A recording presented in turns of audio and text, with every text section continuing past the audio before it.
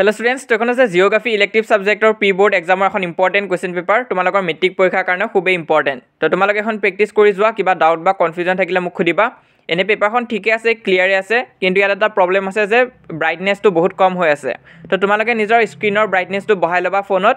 আৰু পেপাৰখন প্ৰেক্টিস কৰি যোৱা ইম্পৰ্টেন্ট আছে কিবা ডাউট বা কনফিউজন থাকিলে মোক কমেন্ট বক্সত খুদিবা আৰু এক্সামৰ কাৰণে সকলোকে অল দা বেষ্ট তো আমি বাকিবিলাক ইলেক্টিভ সাবজেক্ট অলৰেডি দিছিলো যেনেকৈ কম্পিউটাৰ সায়েন্স এডভান্স ম্যাথছ